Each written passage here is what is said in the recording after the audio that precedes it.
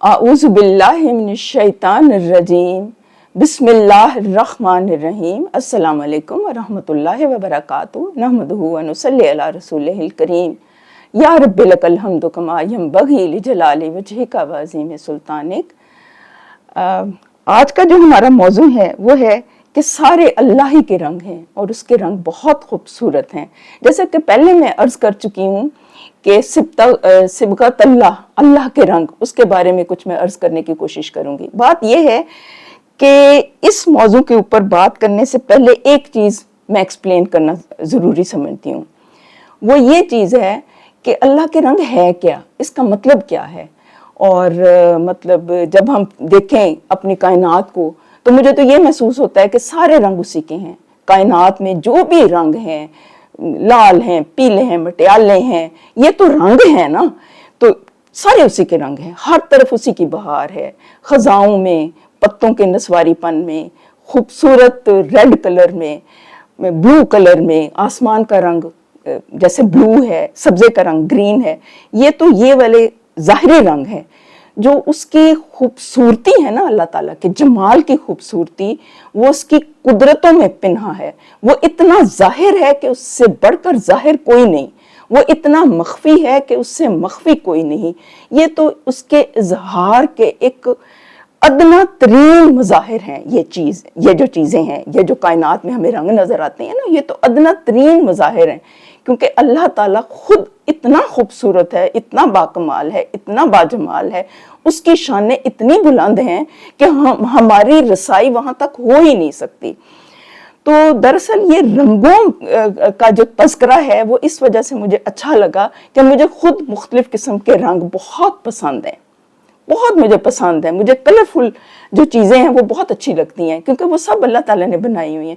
कई दफ़ा आप देखें, कायनात को देखें, गौर करें ना, तो सब्ज़ा आपको कितना खूबसूरत लगता है। किसी आप जाएं, पार्क में जाएं, जो फूलों के रंग हैं वो कितने अट्रैक्ट करते हैं। कोई लाल है, कोई पीला है, कोई कासनी है, कोई ग्रीन है। तो वो उसमें भी अल्लाह ताला ना एक पैगाम दे रहा होता है, क्योंकि अल्लाह ताला खुद खूबसूरत है, वो जमाल को पसंद करता है। तो इससे मुराद ये भी है कि हम कायनात में अल्लाह ताला का जो जमाल है ना, उसके जमाल में से कुछ हिस्से लेकर हम अपने जो है ना किरदार को हम खूबसूरत बनाएं। एक तो ज़ाहिरी खूबसूरती होती है ना, शक्ल सूरत की खूबसूरती, वो तो अल्लाह ताला की देन है, उसमें इंसान का कोई कमाल नहीं है। वो भी बड़ी नेमत है, अल्लाह का शुक्र अदा करना चाहिए। अगर अल्लाह ताला ने किसी को सही सालम साख दी है, खूबसूरत अज़ा दिए हैं, शक्ल अच्छी दी है, तो उस पर भी अल्लाह का शुक्र अदा करना चाहिए। लेकिन असल खूबसूरती जो है वो किरदार की खूबसूरती है। अंदरूनी खूबसूरती भी हो और बैरूनी खूबसूरती भी हो। और फिर अल्लाह ताला के जमाल में से जमाल लेके वो अपने अंदर उसको उतारे इंसान, और उस जमाल को फिर आगे वो स्प्रेड करे। वो जमाल क्या है? अच्छे इखलाक का जमाल है, अच्छे किरदार का जमाल है, अच्छी गुफ्तगू का जमाल है। और वो सारी खूबसूरती अल्लाह ताला ही ने इंसान को सिखाई है। अब देखें कि जब भी हम हुजूर पाक सल्लल्लाहु अलैहि वसल्लम की सीरत का मुताला करते हैं ना, तो हमें यही चीज़ मिलती है कि जब हम उनके शमाइल का मुताला करते हैं ना, तो हमें यही बताते हैं उनमें कराम कि वो इतने खूबसूरत थे माशाल्लाह, और ये थे।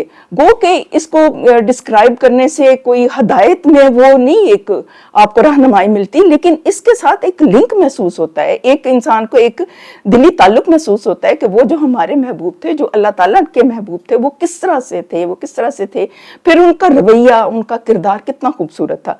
तो कहने से मुराद ये है कि अल्लाह ताला के जमाल में से हमने कुछ हिस्सा लेना है और उसको आगे हमने फैलाना है, क्योंकि अल्लाह ताला ने कहा है ना कि अल्लाह ताला खुद खूबसूरत है और वो खूबसूरती को पसंद करता है।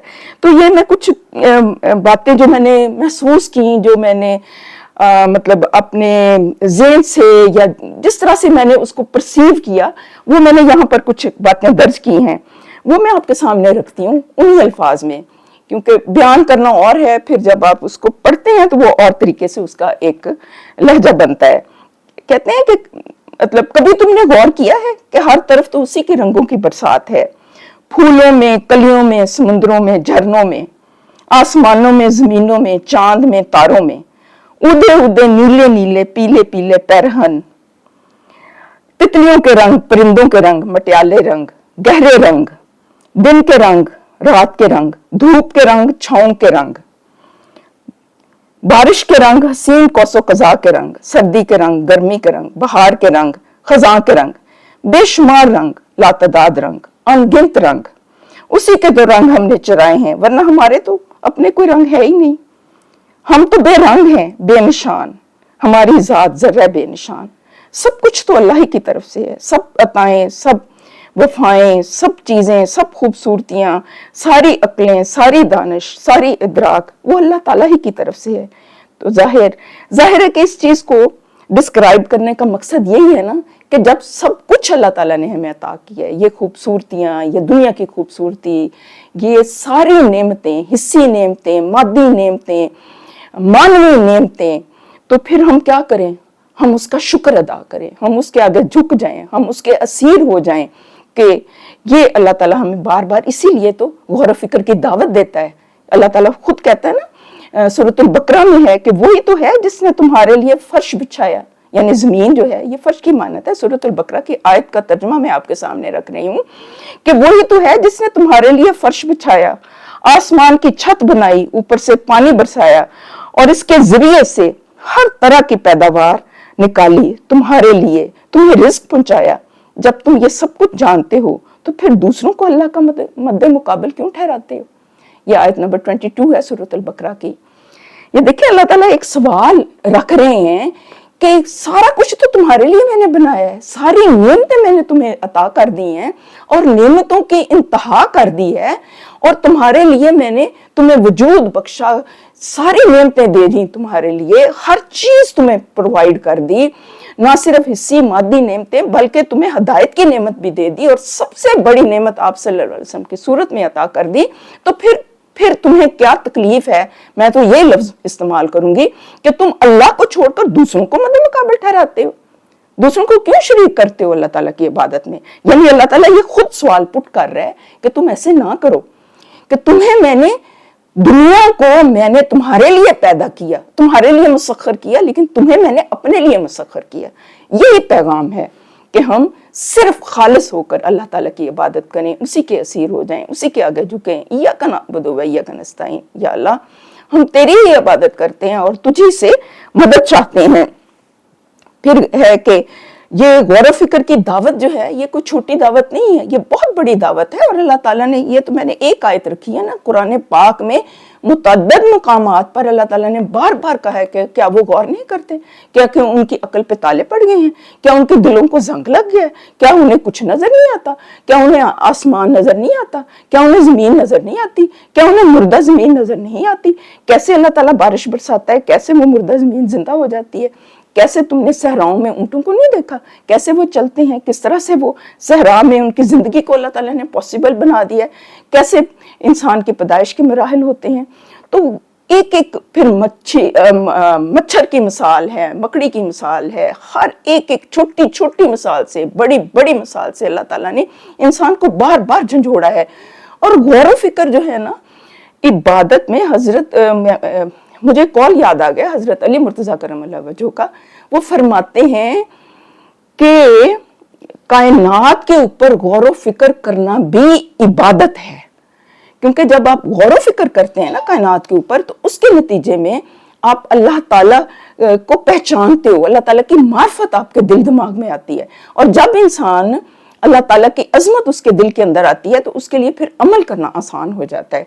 तो ये गौर व फिक्र की दावत है और उसी गौर व फिक्र की दावत को, उसी अक्ल को, उसी फहम को, उसी समझ को, उसी शऊर को इंसान काम में लाके तो ये फिर ये है कि बड़ी बड़ी इजादात करता है, जो कि इस वक्त का तकाजा भी है। अगर इसी आयत को सामने रखते हुए इसको आजकल के हालात में रिलेट करें तो ये गौर व फिक्र की दावत अल्लाह ताला ने इसलिए दी है कि इंसान अपने समझ बूझ से काम लेके नई नई इजादात दरियाफ्त करे, आजकल के माहौल के मुताबिक टेक्नोलॉजी में तरक्की करे, अपने आप को मजबूत करे, माशी तौर पर भी, मादी तौर पर भी, और ये ज़रूरी भी है, और ईमानी तौर पर भी ये आजकल के वक्त का अहम तरीन तकाजा है, ताकि वो आजकल के वक्त के हालात के मुताबिक वो कम्पीट कर सके, इनफरादी तौर पर भी और इज्तिमाई सतह पर भी।